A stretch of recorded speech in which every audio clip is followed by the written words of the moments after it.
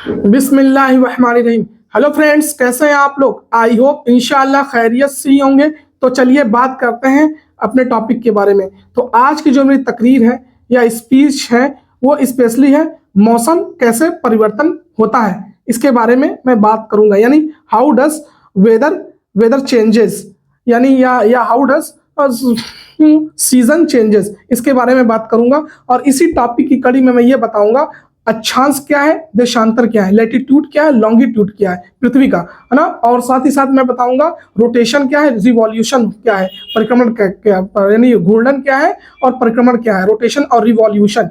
और जो मेरा टॉपिक है वो मैंने आपको बताया मौसम कैसे परिवर्तन होता है, यानी इसका गर्मी से सर्दी और सर्दी से गर्मी कैसे आता है, कब दिन की अवधि बड़ी होती है और रात छोटी होती है, और कब रात बड़ी होती है दिन छोटी होती है, इसके बारे में मैं पूरा डिटेल में चर्चा करूंगा। तो मैं उम्मीद करता हूं, आई होप मेरी इस वीडियो को आप लोग ज़्यादा से ज़्यादा लाइक करिएगा और सब्सक्राइब करिएगा और टॉपिक को समझने की कोशिश करिएगा।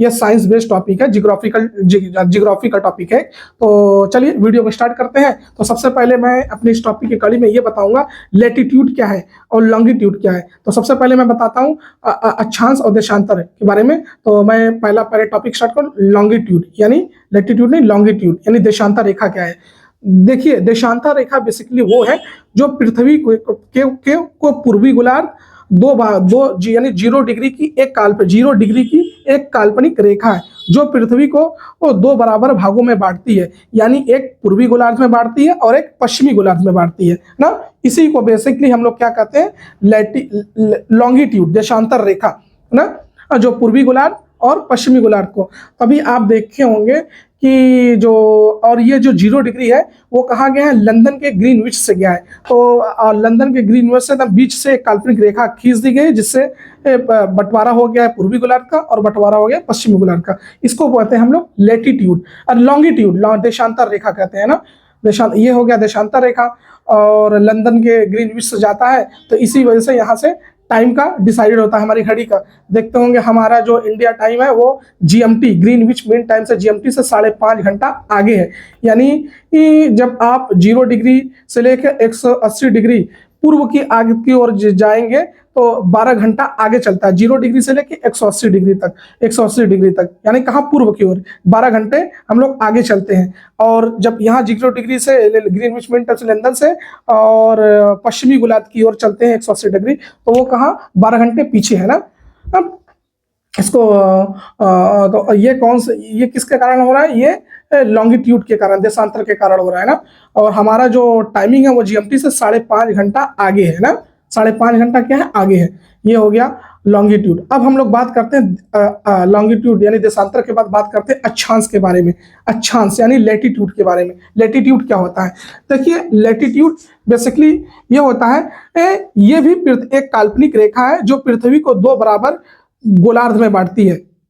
कौन पृथ्वी को, यानी कौन गोलार्ध, उत्तरी गोलार्ध और दक्षिणी गोलार्ध को। और जो काल्पनिक रेखा है, इस काल्पनिक रेखा को हम लोग क्या बोलते हैं, भूमध्य रेखा बोलते हैं या विषुवत रेखा बोलते हैं, इंग्लिश में इक्वेटर बोलते हैं ना, 0 डिग्री। और वहाँ जो लॉन्गिट्यूड था और जो ग्रीनविच मीन टाइम्स जो बताना था मैंने, 0 डिग्री देशांतर जो काट रहा था उसको प्रधान में या मुत्तर रेखा बोलते हैं, क्या प्राइम मेरिडियन रेखा बोलते हैं। नाम नहीं बताया था इसी वजह से मैंने यहाँ बता दिया। तो अब यहाँ पे जो मैं अब लैटिट्यूड के बारे में मैंने बताया कि पृथ्वी को जो 2 बराबर भाग, काल्पनिक रेखा 2 बराबर भागों में बांट रही है, उत्तरी गोलार्ध और दक्षिणी गोलार्ध को, उस रेखा को हम लोग क्या बोल रहे हैं, इक्वेटर बोल रहे हैं ना, इक्वेटर। तो अब इक्वेटर से आप लोग 0 डिग्री, इक्वेटर से आप लोग 23.5 डिग्री नॉर्थ की ओर बढ़ेंगे। तो 23.5 डिग्री नॉर्थ को हम लोग क्या बोलते हैं, कर्क रेखा बोलते हैं, यानी ट्रॉपिक ऑफ कैंसर बोलते हैं। इस बात को याद रखे रहिएगा ना। और उसी टर्म में 0 डिग्री से फिर आप साउथ की ओर बढ़ेंगे, दक्षिणी गोलार्ध की ओर 23.5 डिग्री साउथ। तो 23.5 डिग्री साउथ को क्या बोलते हैं हम लोग, मकर रेखा, यानी ट्रॉपिक ऑफ कैप्रिकॉर्न बोलते हैं, ट्रॉपिक ऑफ कैप्रिकॉर्न। तो अब आप अगर अब 23.5 डिग्री नॉर्थ और 23.5 डिग्री जो साउथ, यानी कर्क रेखा और मकर रेखा के बीच का जो क्षेत्र है उसको हम लोग, उस क्षेत्र को कौन सा क्षेत्र बोलते हैं, उष्णकटिबंधीय क्षेत्र बोलते हैं, यानी ट्रॉपिकल जोन या टोराइड जोन बोलते हैं। इस क्षेत्र में देखेंगे गर्मी काफी पड़ती है ना, गर्मी का, जैसे इसमें भारत है, सऊदी अरेबिया वगैरह है ना, अल्जीरिया वगैरह है, ये सब चाहिए, अल्जीरिया, लीबिया, इजिप्ट वगैरह ना, मेक्सिको आ गया आपका, कोलंबिया हुआ, इक्वाडोर हो गया है ना, ब्राज़ील है ना, ये सब क्षेत्र है यहाँ पर। तो अब हम लोग बात करते हैं 23.5 डिग्री से ऊपर वाले से, नॉर्थ 23.5 डिग्री नॉर्थ, 23.5 डिग्री यानी कर्क रेखा से ऊपर आप चले जाएंगे 66.5 डिग्री नॉर्थ, यानी आर्कटिक आर्कटिक वृत्त की तरफ एक तरीके से। तो उस क्षेत्र को क्या बोलते हैं? शीतोष्ण कटिबंध। आप नॉर्थ लगा रहे हैं तो उत्तरी शीतोष्ण कटिबंध कर सकते हैं, इंग्लिश में नॉर्थ टेम्परेट जोन, एक तरीके से वो टेम्परेट जोन है। इस क्षेत्र में क्या होता है? सूर्य की किरणें की रोशनी कम पड़ती है, इस वजह से यहाँ गर्मी तुलनात्मक रूप से, जितना कर्क रेखा और मकर रेखा के बीच में सूर्य की किरणें ज्यादा पड़ती है उसमें वहां पर गर्मी ज्यादा रहती है, लेकिन इस क्षेत्र में तुलनात्मक रूप से गर्मी कम रहती है ना, सूर्य की किरणें कम पहुंच पाती है, सूर्य की किरणें तिरछी पड़ती है ना। उसी तरह नीचे वाले में लिख लीजिए, मकर रेखा से लेकर 66.5 डिग्री, ये आप ले लीजिए अंटार्कटिक वृत्त तक 66.5 डिग्री, उसको क्या बोलते हैं हम? दक्षिणी शीतोष्ण कटिबंध, यानी साउथ टेम्परेट जोन। फिर उसी तरह आप नॉर्थ में आप 66.5 डिग्री से नॉर्थ से आप यानी आर्कटिक वृत्त से लेकर 90 डिग्री नॉर्थ यानी उत्तरी ध्रुव पे पहुंच जाइए तो उस क्षेत्र को क्या बोलते हैं? शीत कटिबंध, फ्रीजिड जोन। इसी तरह दक्षिण में आप 66.5 डिग्री साउथ यानी अंटार्कटिक वृत्त और 90 डिग्री दक्षिणी ध्रुव, तो इस क्षेत्र को भी हम लोग क्या बोलते हैं? शीत कटिबंध यानी फ्रीजिड जोन। इस क्षेत्र में क्या होता है, जो अमेरिका वगैरह या नॉर्वे, स्वीडन, फिनलैंड, यूरोप के देश, तो इस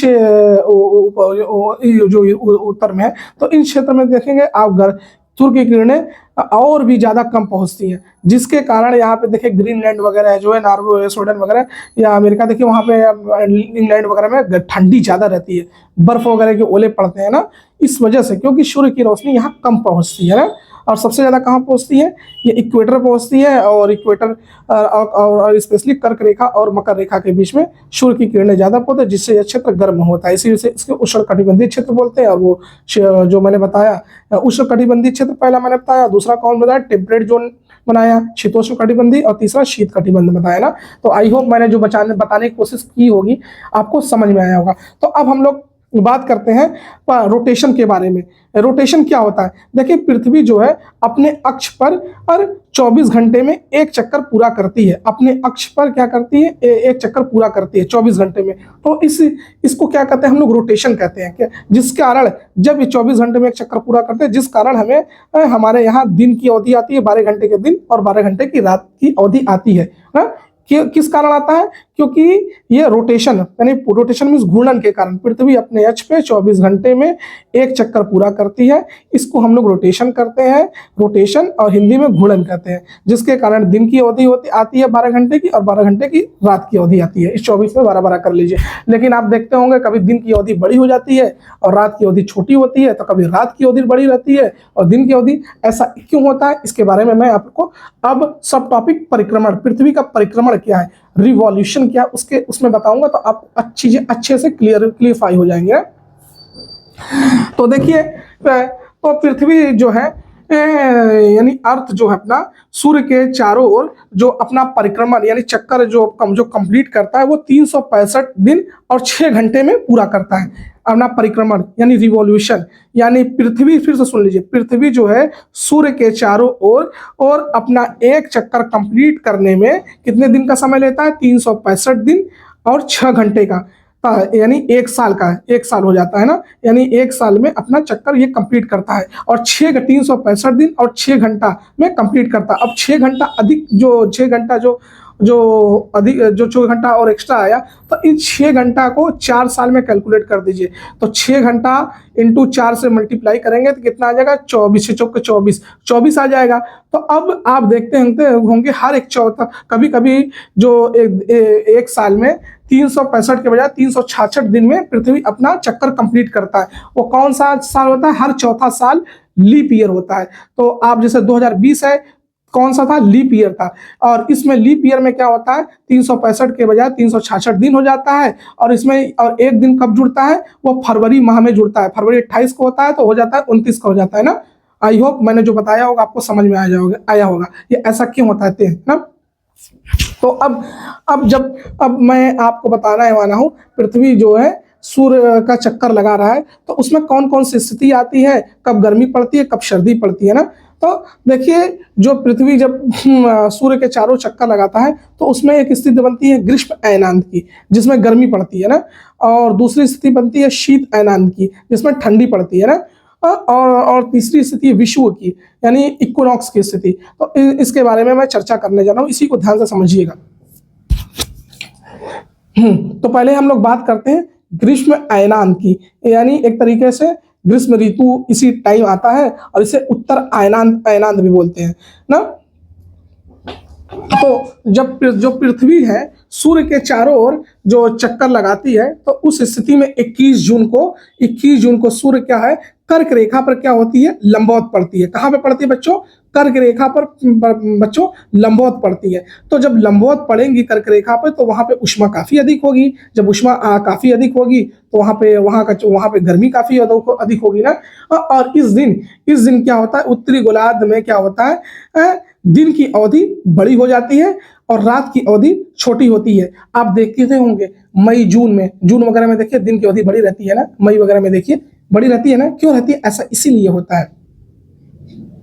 और गर्मी पड़ती है इसी वजह से, क्योंकि सूर्य की जो किरणें हैं उत्तरी गोलार्ध में एकदम कर्क रेखा पर लंबवत पड़ रही है, जिसके कारण गर्मी लगती है। करीब 5 से 6 महीने के आसपास गर्मी रहता है ना। लेकिन आप जस्ट उल्टा कर लीजिए, दक्षिणी गोलार्ध में आप देख लीजिए, वहां पर सूर्य की किरणें देखिए, आप उत्तरी गोलार्ध में लंबवत पड़ रही है, लेकिन दक्षिणी गोलार्ध में बहुत दूर ट्रेवल करके सूर्य की प्रकाश जा रही है, जिसके कारण दक्षिणी गोलार्ध में, हमारे उत्तरी गोलार्ध में तो क्या गर्मी पड़ रही है जिसे हम लोग ग्रीष्म ऋतु बोलते हैं, लेकिन दक्षिणी गोलार्ध में क्या होता है, जस्ट उल्टा होता है। वहां पर 21 मई जून में वहां ठंडी पड़ती है, वहां क्या होता है, ठंडी पड़ती है, क्योंकि वहां पर सूर्य की किरणें कम पड़ती है ना। तो अब लेकिन ऐसा हम यहाँ पर क्यों, मैंने ये बोला ग्रीष्म ऋतु उत्तरी गोलार्ध दक्षिणी गोलार्ध वाले क्यों नहीं बोल दिए, नहीं भैया हमारा बोला जाएगा यहाँ पे ठंडी पड़े तो शीत ऋतु। ऐसा इस वजह से कि 90% जनसंख्या जो की आबादी है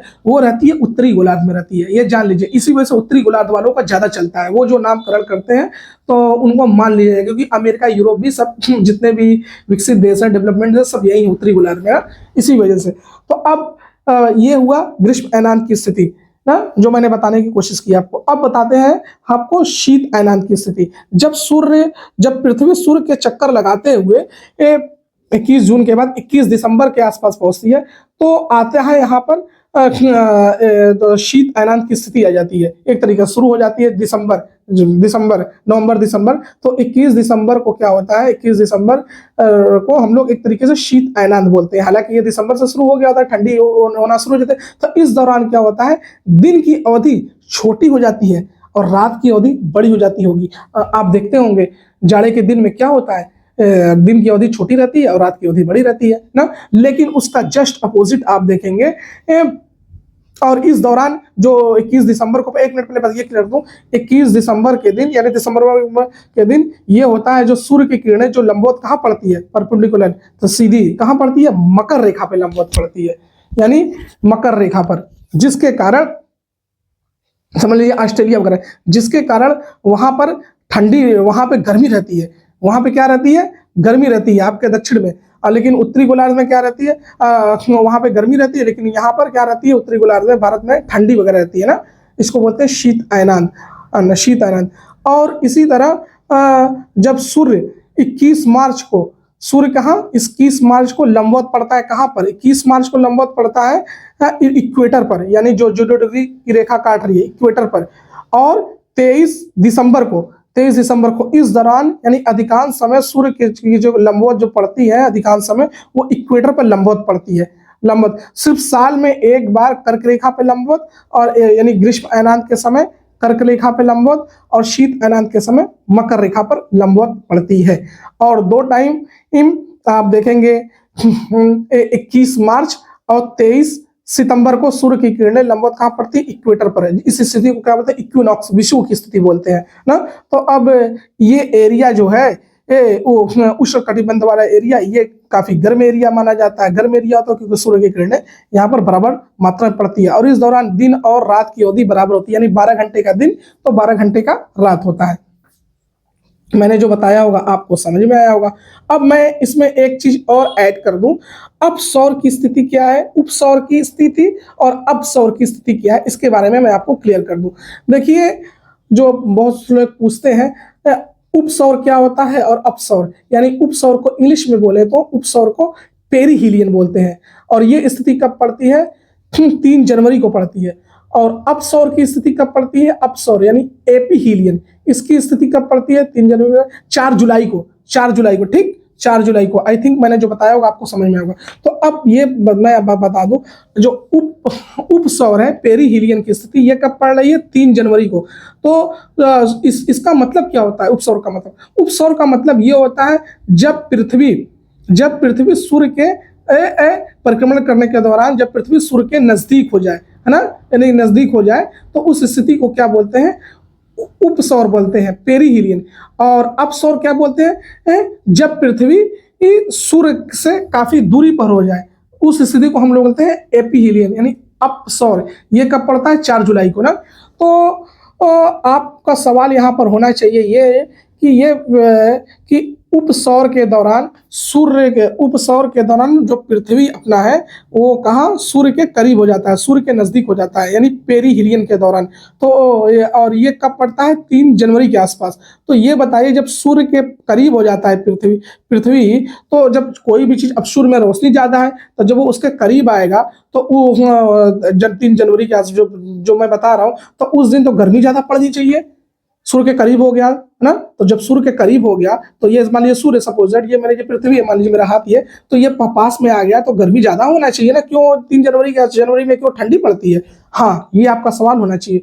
ऐसा इस वजह से होता है, यानी इस समय, पहले डिस्टेंस बता दो, इस समय जो दूरी है पृथ्वी और सूर्य की, वो हो जाती है 147 मिलियन किलोमीटर ना, उपसौर के दौरान। और अपसौर के दौरान जो दूरी हो जाती है 152 मिलियन किलोमीटर। तो ये जब सूर्य के उपसौर के दौरान पृथ्वी जो है सूर्य के करीब हो जाता है, तो यहाँ पे गर्मी पड़ना चाहिए, लेकिन ठंडी पड़ती है जनवरी में।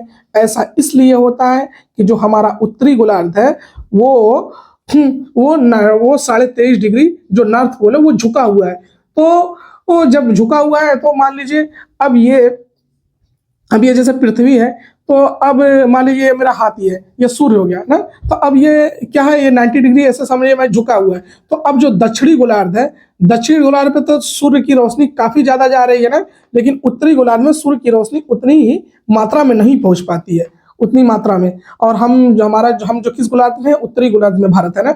तो इसकी वजह से क्या होता है कि यहाँ पर सूर्य की रोशनी कम पहुंच पाती है, जिसके कारण यहाँ पर ठंडी बनी रहती है, जबकि नजदीक होने के बावजूद। जबकि दक्षिणी गोलार्ध में सूर्य के प्रकाश जाता है, काफी ज्यादा जाता है, जिससे वहां गर्मी रहती है, जैसे ऑस्ट्रेलिया वगैरह में ना। अब मैं आपको क्लियर कर दूं अपसौर की स्थिति क्या है। अपसौर की स्थिति यानी 4 जुलाई, यानी जुलाई के आसपास पड़ती है। तो सूर्य की जो है, यानी पृथ्वी क्या है, सूर्य से काफी दूरी पे होती है, यानी 152 मिलियन किलोमीटर दूरी पे। तब आपका सवाल ये होना चाहिए, जब इतनी दूरी पर है पृथ्वी और सूर्य में दूरी है, तब सूर्य में रोशनी है, प्रकाश है, तो जब दूरी हो गया, तो दूरी का मतलब यहाँ पे ठंडा होना चाहिए, ठंडा पड़ना चाहिए। गर्मी क्यों पड़ती है, ऐसा इस वजह से होता है कि अब जो झुकाव की वजह से क्या होता है, जो उत्तरी गोलार्ध पर समझ लीजिए, उत्तरी गोलार्ध समझ लीजिए, ऐसे मान लीजिए कर लो, ये मेरा हाथ सूर्य है, उत्तरी गोलार्ध पे क्या है, सूर्य की रोशनी काफी मात्रा में जा रही है, टप टप टप, जबकि दक्षिणी गोलार्ध में ये नीचे से नीचे कम जा रही है ना, ऐसे समझ लीजिए कम जा रही है ना, कम जा रही है, जिसके कारण से यहाँ पर उत्तरी गोलार्ध में हम लोग हैं, जिसके कारण से यहाँ गर्मी पड़ती है दूरी होने के बावजूद, और यहाँ पर ठंडी रहती है ना। ऐसा इसी वजह से होता है। अब कर्क रेखा पर कौन कौन से देश है, इसलिए जैसे जानकारी दे दूं आपको। कर्क रेखा पर जो देश है, जैसे आप मान लीजिए मेक्सिको है, मेक्सिको के अलावा आप अफ्रीका में चले जाइए, अल्जीरिया है, लीबिया है, इजिप्ट है, ये कर्क रेखा को टच कर रहे हैं, ये इसी वजह से बता रहा हूँ। अल्जीरिया, लीबिया, इजिप्ट है, सऊदिया है, दुबई, यूएई है, जिसको आप दुबई कहते हैं, है ना, भारत है, बांग्लादेश है, म्यांमार है, चाइना है ना। ये कर्क रेखा को क्रॉस करके जाते हैं। अब भारत में कौन कौन राज्य को कर्क रेखा काटती है, जैसे गुजरात 8 राज्यों को काट के जाती है, गुजरात ना पहला, दूसरा राजस्थान, फिर तीसरा ले लीजिए आप मध्य प्रदेश, छत्तीसगढ़, 4 हो गए ना। फिर उसके बाद झारखंड और पश्चिम बंगाल 6, मिजोरम, त्रिपुरा और मिजोरम 8 ना। अब ये कर्क रेखा इनको काटते हुए जाती है। कौन कौन से देश बताया मैंने आपको, सुना ही होगा आपने, अल्जीरिया, लीबिया, इजिप्ट, सऊदीया, म्यांमार, बांग्लादेश, चाइना ना, इधर मेक्सिको मैंने बताया था। अब इक्वेटर से जो पृथ्वी के दो भागों गोलार्ध में बांट रही, उत्तरी और दक्षिणी गोलार्ध में, इक्वेटर और किस काल्पनिक रेखा काटती है, इक्वाडोर को काटती है। कोलंबिया, वेनेजुला को जो बगल में है, कोलंबिया जान रहे होंगे, वेनेजुला जिसके राष्ट्रपति को डोनाल्ड ट्रंप ने किडनैप कर लिया, रातों रात गलत काम किया है ना, तेल के लिए। वो गलत ताकि मतलब कि ड्रग्स की ट्रैफिकिंग करते हैं, सिर्फ मूर्ख बनाना है डोनाल्ड ट्रंप का। देश पे कब्जा करना चाह रहा था के लिए, तेल के लिए। गलत चीजें ये डेमोक्रेसी की बात करते हैं, गलत बात करते हैं। तो कहाँ मैंने बताया, इक्वाडोर, कोलंबिया। कोलंबिया के बाद आप अफ्रीका में चले जाइए, गैम्बॉन, क्या नाम है उसका, गैम्बॉन ही नाम है ना, Gabon Congo, democratic Republic of Congo. उसके बाद केन्या ले लीजिए आप, सोमालिया ले लीजिए ना। उसके बाद आप इंडोनेशिया चले जाइए, इंडोनेशिया। ये कर्क रेखा से इक्वेटर से गुजरने वाली ये देश हैं। और उसके बाद मकर रेखा से गुजरने वाली जो देश हैं वो आप ले सकते हैं, चिली को ले सकते हैं, अर्जेंटीना को ले सकते हैं, ब्राज़ील को ले सकते हैं। ब्राज़ील को, अच्छा ब्राज़ील, इक्वेटर भी ब्राज़ील को काट रहा है, मैं भूल गया था बताना, इक्वेटर भी ब्राज़ील को काट रहा है ना यहाँ पर। अब मकर रेखा कौन कौन किसको किसको काट रही है, कहाँ कहाँ से गुजर रही है, मैंने आपको बताया है ना अभी। ये चिली, अर्जेंटीना, ब्राज़ील। फिर इधर कौन सा है, इधर आप अफ्रीका में कौन सा है आप देख सकते हैं, नामीबिया है, बोत्सवाना है, साउथ अफ्रीका है ना, उसके साउथ अफ्रीका, मोजाम्बिक है, मेडागास्कर है, ऑस्ट्रेलिया है ना। ये तो आप मैप रख कर एक बार देखिएगा, बाकी जो इमेज होगा मैं भी ये सबका इमेज भी, ये फोटो वगैरह, इक्विनॉक्स ग्रीष्म मेनांत वाला जो है, जो सूर्य का, पृथ्वी जो सूर्य के चक्कर लगा रहा है, जिसके कारण मौसम चेंजेज होता है। The earth complete revolution around the sun in 365 day, 365 day, whereby weather changes ना। आई होप मैंने अपने वीडियो में आपको समझाने की कोशिश की होगी। तो मेरे इस वीडियो को आप लोग ज़्यादा से ज़्यादा लाइक करिएगा और सब्सक्राइब करिएगा। और मैं जो इक्विनॉक्स की स्थिति बताया था, उस दौरान क्या होता है, 12 घंटे के दिन और 12 घंटे का रात होता है ना इक्विनॉक्स की स्थिति में ना। तो और जो भी आपका डिमांड होगा, आप क्वेश्चन कमेंट बॉक्स में आके पूछ सकते हैं। और जिस टॉपिक पे वीडियो चाहिए उसके बारे में आप लोग बताइएगा कमेंट बॉक्स में आके, मैं बनाने की कोशिश करूँगा आपके लिए। मिलते हैं फिर नेक्स्ट वीडियो में। जय हिंद, जय भारत, अल्लाह हाफिज़।